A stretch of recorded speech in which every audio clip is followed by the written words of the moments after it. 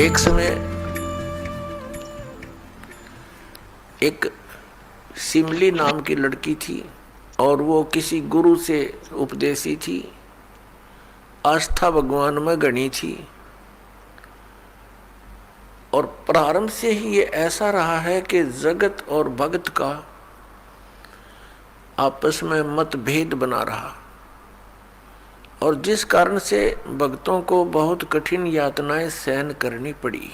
संसार की रीतियां,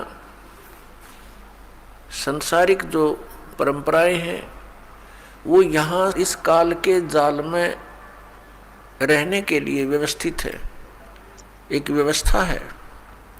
और जो लोग परमात्मा से परिचित नहीं है वो इसी में, इन्हीं में व्यवस्थित है। उस लड़की की बहुत आस्था थी। नगर के बाहर एक साधु का आश्रम था। वो लड़की उस महात्मा को आहार करा के आती थी, उनकी सेवा भी करती थी और शाम के समय अपने घर आ जाती थी। कुल के लोगों ने, परिजनों ने बहुत कुछ प्रतिबंध लगाए, लेकिन लड़की नहीं मानी। उस सिमली का एक भाई था, मंसूर नाम था उसका। उसको अन्य व्यक्तियों ने कहा कि आपकी बहन शाम के समय और गैर टाइम को वक्त जाती है संत के आश्रम में।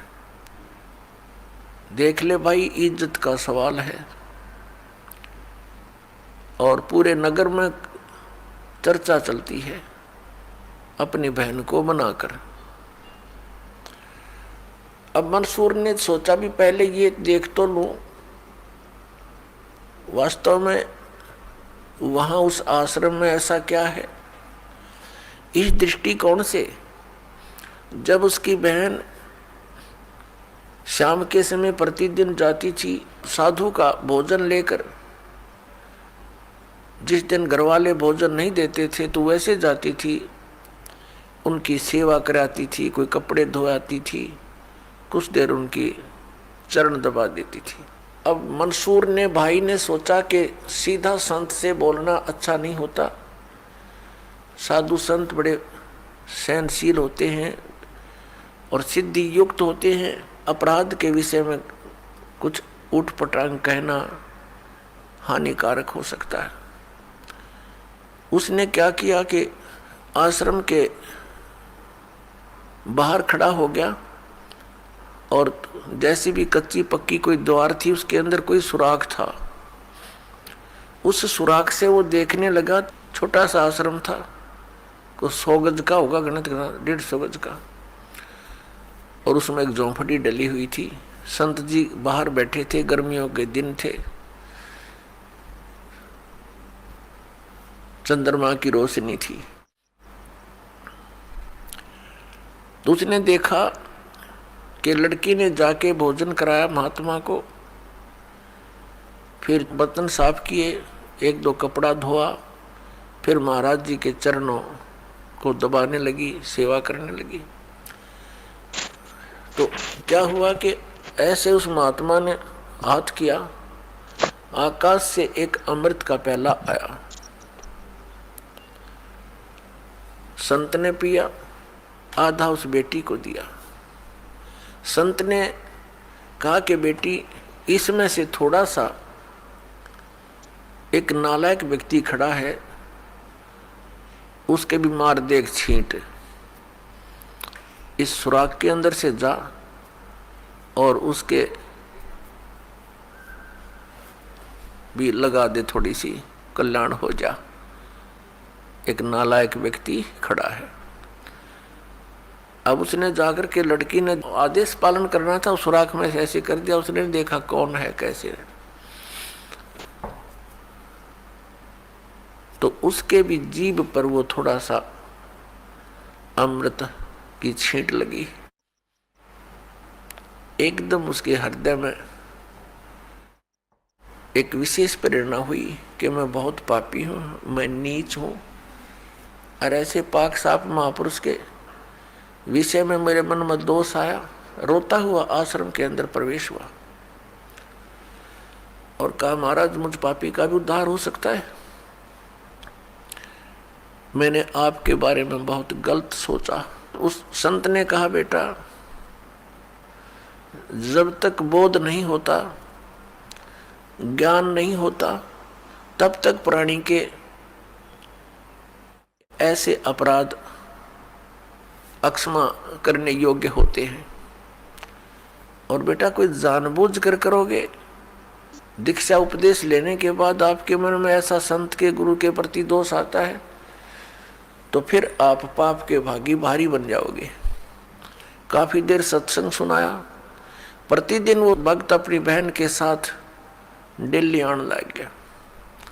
खूब सत्संग सुना, दोनों बहन भाई मिलकर सेवा करते थे। फिर क्या हुआ कि उसके हृदय में एक ऐसी प्रेरणा हुई, अनल हक। उस संत ने उसको एक मंत्र दे दिया, अनल हक, कि इसका जाप किया कर। अपने आत्माओं पिछले पुण्यकर्मी प्राणी ही परमात्मा की खोज में लगते हैं। उनको ही इतना शीघ्र इन बातों का असर होता है, संत के वचनों का। तो महान पुण्यात्माओं में से एक था मंसूर, और संत की कृपा से उसके पिछले पुण्य स्टार्ट हो जाते हैं, उदय हो जाते हैं, और वो प्रेरित होकर के वो भक्ति प्रारंभ कर देता है। जैसे एक फॉर एग्जाम्पल, जैसे कोई कटोरी में घी डाल रखा है, उसमें एक ज्योति भी रखी है, और वो ज्योति जला रखी थी, बुझ की, घी भी है उसके अंदर, बनी बनाई बाती भी उपलब्ध है। एक सीख लगाने की आवश्यकता है, वो जग जाएगी। तो जितने भी पुण्यकर्मी प्राणी हैं, जो भी साधु संत महापुरुषों के प्रवचन सुनते हैं, किसी भी संत के, चाहे उसने भक्ति मार्ग का कति ज्ञान नहीं, लेकिन भगवान की महिमा तो वो भी सुना ही देते हैं। तो उससे क्या होता है कि वह ज्योत जग जाती है। अब वह ज्योत तक जगेगी जब तक पूर्व जन्म का उसके अंदर घी है, यानी पुण्य है, तो जगेगी, प्रेरणा बनी रहेगी भगवान के पाने की। यदि आगे उसमें विधि घी उसके पास नहीं है डालने के लिए, तो वो ज्योति भी जल जाएगी और घी भी समाप्त हो जाएगा, और सारा कटोरा व कटोरी काली हो जाएगी। तो पुण्यात्मा उस अनल हक मंत्र के गुरु जी ने दे दिया, जो मंत्र देना था उसको। अनल हक का अर्थ होता है अहम ब्रह्मास्मि, मैं ही ब्रह्म हूं, मैं ही परमात्मा हूं, अनल हक। हालांकि ये कोई मंत्र वंत्र नहीं था, लेकिन उस मंसूर के अंदर वो पूर्व जन्म का घी और ज्योति रह रही थी, वह जगेगी। अब उस मंत्र से भविष्य में तो कोई लाभ उसको होना नहीं था, क्योंकि वो चार्जर ठीक नहीं था। पूर्व जन्म की बैटरी से उसमें इतना प्रभाव था, इतने पुण्यों से, कि उसने अनल हक कहना शुरू कर दिया कि मैं ही परमात्मा हूँ। अब बोली आत्माओं पुण्यात्माओं को जैसा भी गुरु ज्ञान देता है, वो तो दृढ़ होते हैं। गुरु जी ने 2 दूना 6 कह दिया तो वो 6 ही बोलते रहेंगे। घर वाला कहेगा, कोई उसको बताना चाहेगा, वो नहीं मानेगा, कहता नहीं मेरे गुरु जी ने ऐसे ही बोला। तो अबोध बच्चे ऐसे ही होते हैं। इस बात का ज्ञान पूरे मुसलमान धर्म में हुआ, क्योंकि वो मुसलमान धर्म से संबंधित था, और मुसलमान धर्म ये मानता है कि जीव ब्रह्म नहीं हो सकता। वैसे तो जीव ब्रह्म हो ही नहीं सकता, ये तो अंडरस्टूड है। जीव तो ब्रह्म है ही नहीं, ब्रह्म अलग है, जीव अलग है। ब्रह्म मीन भगवान, जो जीव का भी उत्पत्ति करता है। लेकिन मुसलमान धर्म ये मानते हैं कि पृथ्वी पर परमात्मा नहीं आ सकता। वह तो 7वें आसमान में रहता है, 7वें स्वर्ग में। और कोई ये कहता है कि पृथ्वी पर परमात्मा है, वो दंड का अधिकारी है, वो भ्रमित कर रहा है, मुसलमान धर्म के विधान को बिगाड़ रहा है। इस कारण से मंसूर को बहुत बार समझाया, राजा तक बात गई, बहुत कुछ कहा लेकिन नहीं माना, अनलहक करता रहा। उसको कहा कि तू ऐसा मत बोल। अब साधु को तो कोई बोल नहीं सके था कि वो क्या मंत्र दे रहा है, लेकिन पब्लिक के अंदर जब बात आ जाती है तो वो अपना पूरा जोर शोर से विरोध करते हैं। अब क्या हुआ कि वो नहीं माना तो उसको चौराहे पर खड़ा कर दिया, बांध दिया उसको चौराहे पर। और फिर क्या कहा कि या तो तू अनलहक कहना छोड़ दे, नहीं तो तेरे पत्थर मारेंगे। उसने फिर कहा अनलहक, क्योंकि वो तो मदमस्त हो गया था, अलमस्त हो गया था। ऐसी स्थिति पूर्वजन्मों के पुण्यों से होती है, और भविष्य की भक्ति नहीं होती है तो वो नष्ट हो जाता है उस जीवन, ऐसी पुण्य आत्मा का। तो उसको सजा दी गई कि पूरे नगर के व्यक्ति इसको पत्थर मार मार के इसका वध करेंगे। ऐसी सजा दें ताकि और भी कोई ऐसी हिम्मत ना करे। तो सभी लाइन में आ रहे थे और पत्थर मार रहे थे, तू पापी है, पत्थर मार रहे थे, निकल जाते थे। अब उसकी बहन सिमली का भी नंबर आ गया। जब और पत्थर लगा रहे थे वो हंस रहा था, अनलहक अनलहक हंस रहा था। और जब उसकी बहन सिमली का नंबर आया, वो भी लाइन में खड़ी थी।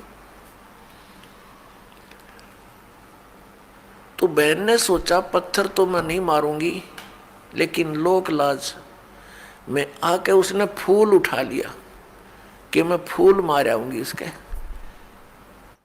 यहाँ ये लोग भी ना मेरा विरोध करेंगे और भाई का चोट भी ना लगेगी। उसने फूल मारा, फूल मारते ही वो रोने लग गया, बहुत बुरी तरह रोने लगा।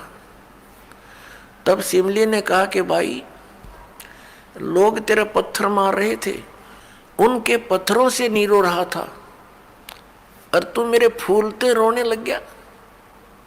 अरे ये कोई चोट थोड़ी लगी तुझे? उसने कहा सिमली, ये तो अनजान थे, इनका मुझे दुख नहीं था। तू तो परिचित थी मैं किसके ऊपर फिदा हो रहा हूं, और तेरा हाथ कैसे हो गया नालायक मेरी तरफ? तूने भगवान की तरफ हाथ कर दिया। मैं भगवान के लिए ड्यूटीड हूं, और तूने क्या समझा फिर ज्ञान को? न्यू रो रहा हूं, तेरा जीवन बर्बाद हो गया, तूने ज्ञान समझा नहीं बहन। तेरे फूल का मुझे इसलिए दर्द हुआ, तू तो परिचित थी इस बात में। उसके बाद नहीं मरा वो पत्थरों से, कहने लगे या तो कहना छोड़ दे अनलहक, नहीं तेरा हाथ काटेंगे। उसने कहा अनलहक, हाथ काट दिया। फिर कहा दूसरा हाथ काटेंगे या बंद कर दे, अनलहक। तेरी गर्दन काटेंगे, बंद कर दे, अनलहक, काट दिया। अब उसको गाड़ा नहीं, मुसलमान धर्म में नीचे दफनाते हैं जमीन में, उसको सवा कर दिया काफिर समझकर कि काफिर जलाए जाते हैं, उनकी सोच है। और उस राख को जल में फेंक दिया कि इसका नामो निशान मिट जा, दरिया में। कहते हैं वो राख भी, ऐस भी, वो बबूत भी अनलहक अनलहक अनलहक करती जा रही है। और 1000 मंसूर बनकर गलियों में घूम रहे हैं। सबने दरवाजे बंद कर लिए, टट्टी पेशाब निकल गया, लोगों का घबरा गया, ये क्या हो गया? भगवान का भगत था, ऐसा हो कर दिया इसके साथ। तो पुण्यात्माओं, अब ये ज्ञान है, तत्व ज्ञान है, इसको बहुत गहराई से समझना है।